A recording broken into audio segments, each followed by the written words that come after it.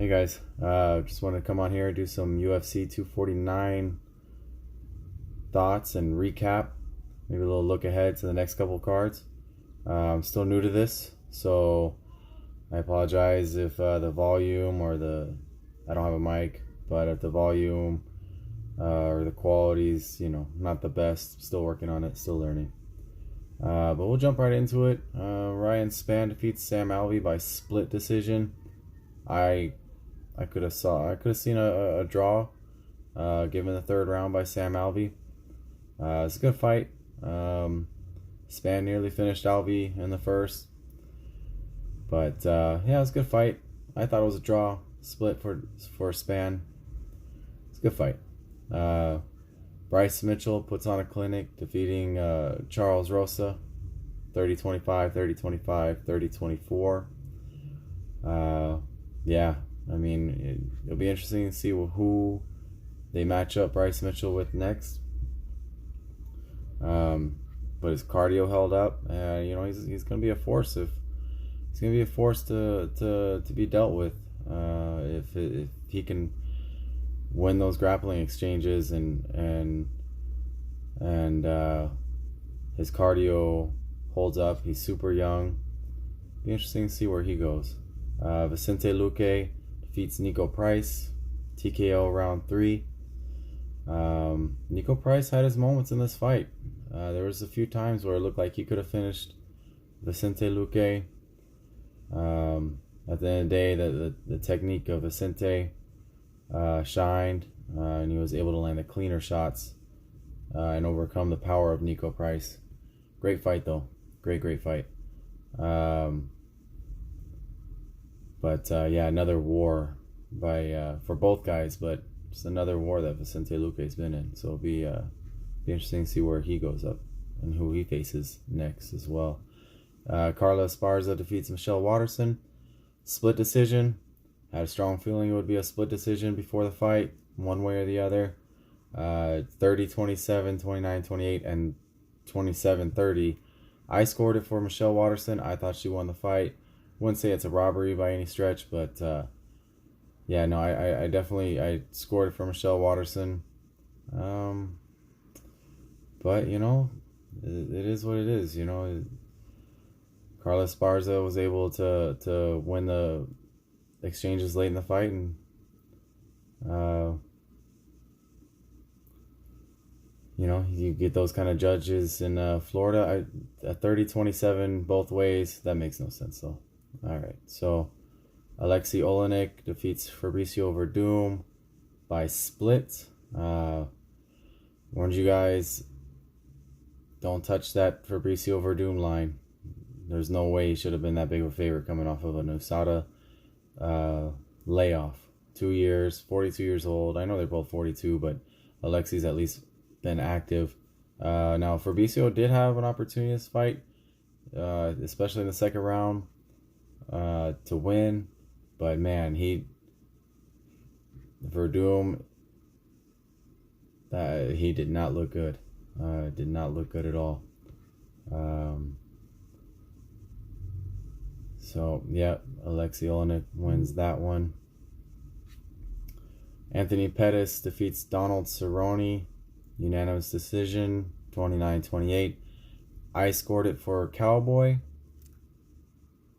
but it was not a robbery. I did score it for Cowboy.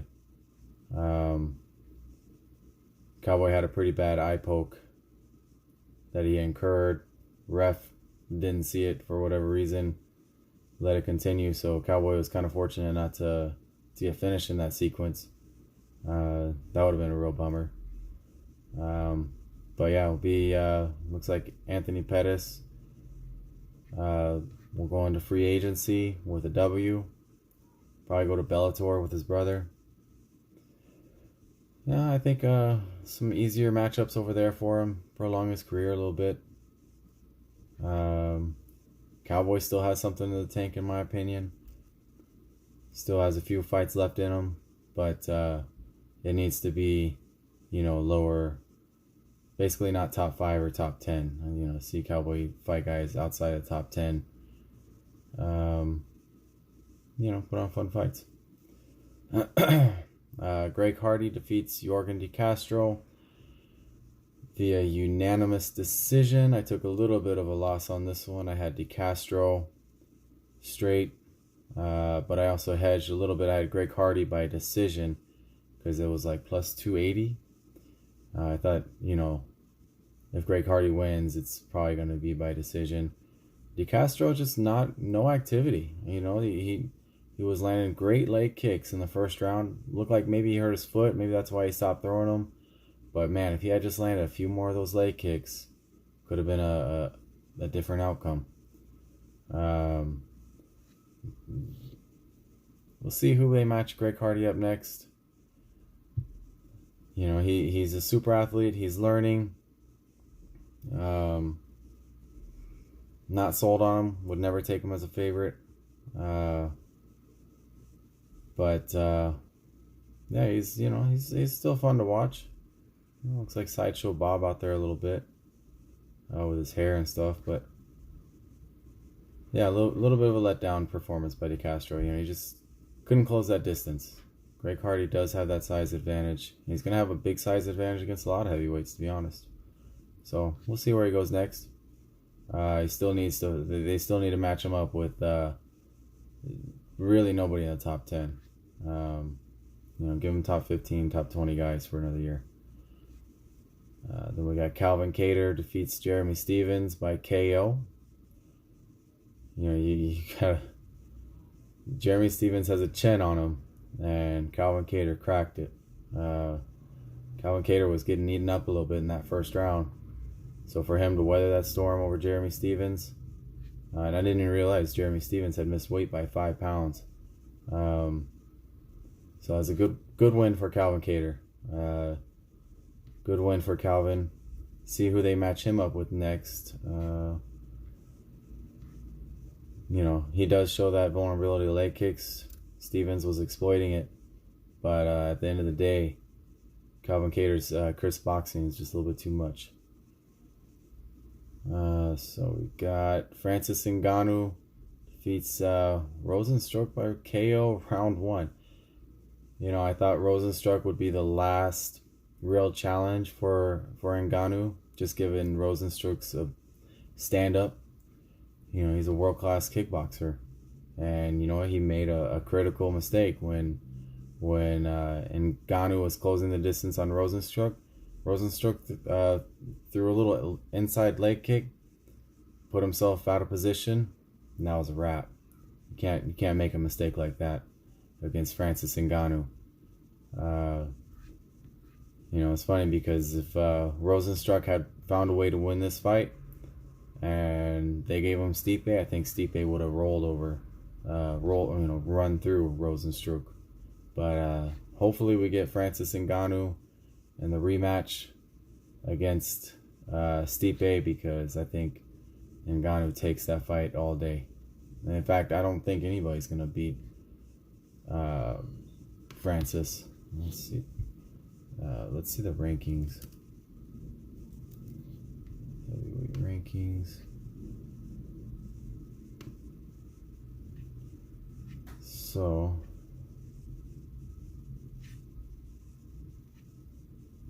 all right, Stipe's the champ.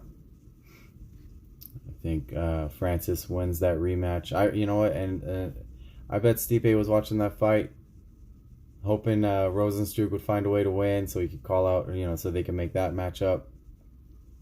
But I almost guarantee you, I'm not saying Stipe's afraid or anything, but you gotta think Stipe was on the phone with Dana White after that fight saying, book the trilogy with Daniel Cormier. Just book it. That's a tough matchup if they rematch for Stipe. I think Francis has all the tools now, and the rate that he learns. Scary guy. So I think let's see, we got Daniel Cormier is the number 1 contender.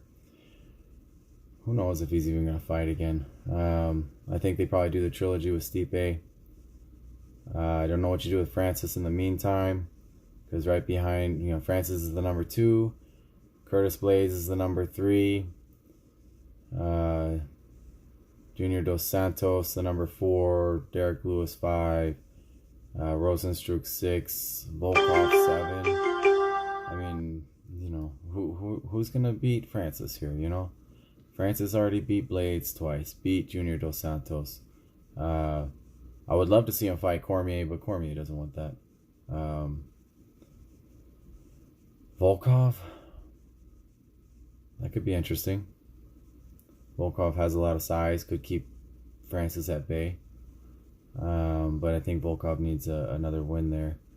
They're not going to do the Derek Lewis rematch, even though Derek Lewis beat him the first time. Overeem, no. We'll see what Walt Harris will do this week. If Walt Harris can get an impressive win over Overeem, I could see that being a good matchup, Walt Harris and Francis.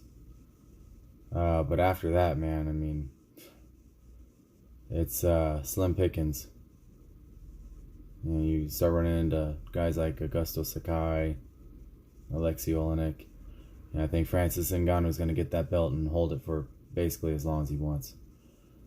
So, but we shall see. So moving on, Henry Cejudo defeats Dominic Cruz by TKO round 2. Early stoppage in my opinion, but Henry Cejudo definitely won that first round. I thought Dominic Cruz was having a pretty good second round. Would have been real interesting to see how the rest of that fight would have went. But yeah, Dominic Cruz starting to look his age a little bit. Or maybe it's a long layoff. Either way, it's a good win by Cejudo, man. He just finds ways to win, I picked him to beat Mighty Mouse and TJ, but he made me pay in this fight a little bit, and in Marlon Moraes, in his fight with Marlon Moraes. So is he retired? I think it's a money ploy a little bit, but if he really does stay retired, hey, more power to him, because it's a smart move, because there's a guy named Sandhagen coming, or even Peter Yan. Those are tough matchups for Henry Cejudo. Real tough. So, I think he beats guys like Aljamain Sterling, or a rematch with TJ next year, or even Aldo. He beats those guys, but I think he knows those other two are coming. Probably best to step away on a high note, or like I said, maybe Dana White's gonna pay him more now to come back. Either way, it's a smart move. Good win for Henry Cejudo. So we got the main event. Justin Gaethje defeats Tony Ferguson, TKO. Man, this is what I didn't want to happen, because now you're never gonna get Tony Ferguson versus Khabib, and I will always feel Tony Ferguson was the greatest challenge to Khabib. It's all about matchups. It's all about matchups, and I firmly believe Tony Ferguson would have dethroned Khabib. It's not gonna happen now. Even if something weird happens and they book Justin Gaethje and Khabib, and then say Gaethje has a bad weight cut and pulls out, and they call Tony to come fight Khabib, I don't think he would beat him now. This Father Time. I know Tony Ferguson's a monster and he's something unique, but that fight took something from Tony. Took a little bit from Justin as well, but that fight, Tony's not gonna be the same after that fight. He's just not. Much respect to Tony Ferguson, man. Didn't have to take this fight, and I wish he wouldn't have, honestly. Justin Gaethje did come through for me. I doubled down on him. Just right before the fight, a lot of money was coming in on Tony. Justin Gaethje got all the way up to plus 200. Couldn't help myself. I thought those leg kicks, like I said, could really wear on Tony Ferguson and slow him down. And Tony, man, he has a chin because a lot of those shots Justin Gaethje landed, I don't know how he was still standing, but it was just attrition, man. He kind of boogeymaned the boogeyman. So, I think we'll probably get Gaethje and Khabib. Could be Gaethje and Conor. But that's a tough matchup for Justin Gaethje. I feel like, even though Gaethje, we suspect he's a very good wrestler, if Khabib just gets 1 or 2 takedowns, I don't think he necessarily finishes Gaethje, but it's going to negate all of Gaethje's offense, and it's going to wear on that cardio of Justin Gaethje. As you can see, he was a little bit exhausted as the fight wore on in this fight as well. But imagine if he's forced to grapple heavy for 2-3 rounds. That's going to wear on his cardio a lot. I would suspect him to be at least plus 200 going into that fight. Probably wouldn't mess with him unless he was like plus 250. Because it's a more favorable matchup for Khabib. I'd be rooting for Justin though. So pretty good fights. It's interesting without the crowd. I do kind of miss the crowd once the main card comes around. And you get those entrances and and the response of the crowd in the background to different strikes being landed and that sort of thing. But so let's look ahead a little bit. I think there's 2 cards this week, definitely not as stacked. A card on May 13th, which is Glover and Anthony Smith.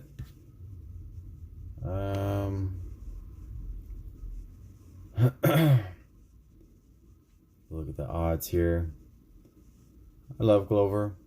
He's a true vet. He's been around the game for a long time. I think Anthony Smith's going to take that. Not an official prediction, but you got to favor Anthony Smith in that fight. Just given the wars Glover's been in and the growth that Anthony Smith has shown. But yeah, I think Anthony Smith's probably going to take that fight. A little bit of a favorite, minus 175. I think he probably could be a little bit bigger favorite. I wouldn't be surprised to see a minus 200, but you still got to give Glover a lot of respect. Ben Rothwell, interesting. He's an underdog to OSP. OSP moving up to heavyweight, so maybe he'll look better. But Ben Rothwell, plus 130. Yeah. I pass on that. You got Vettori and Roberson. It should be a good fight. Arlovsky and Philip Lins. Man, Arlovsky just hanging around. Sarah Moraes and Sijara Eubanks. Not the most stacked card for sure. What else is on there? Chase Sherman. Yeah, just some filler fights. I don't know if I'll watch much of that card. And then we got another card on the 16th. So next Saturday, you got Walt Harris and Alistair Overeem. Should be a good fight. I'm pulling for Walt Harris in that fight. Definitely gotta respect Alistair Overeem though.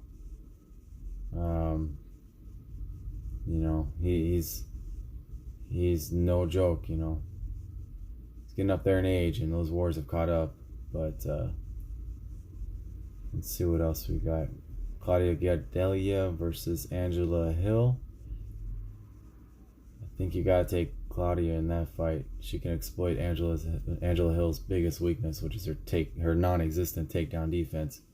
So if Gadelha decides to go out there and wrestle, I know it wanes on her cardio a little bit, but I could see Gadelha winning at least 2 of those rounds or getting a finish. Barbosa and Ige. It's a good fight. Probably go Barbosa in that fight.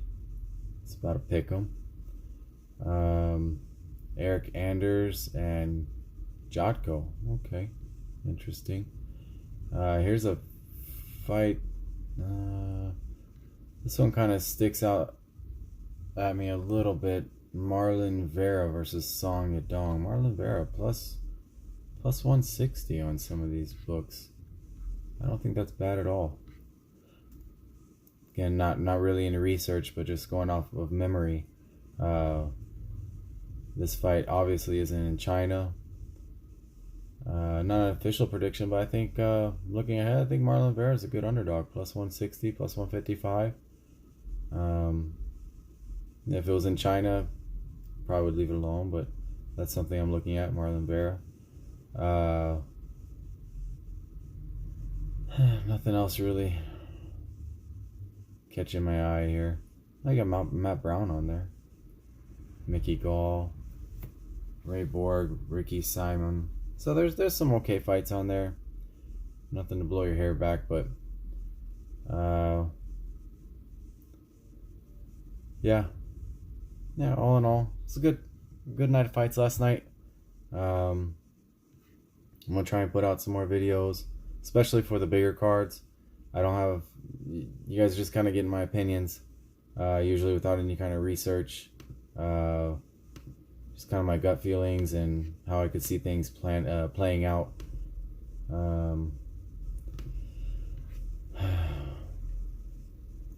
So, but let me know what you guys think. I'm new to this again. I'm new to this, so if there's something aesthetically that I can do better with, or mic setup or anything like that, let me know. Yeah, I'll talk to you guys later.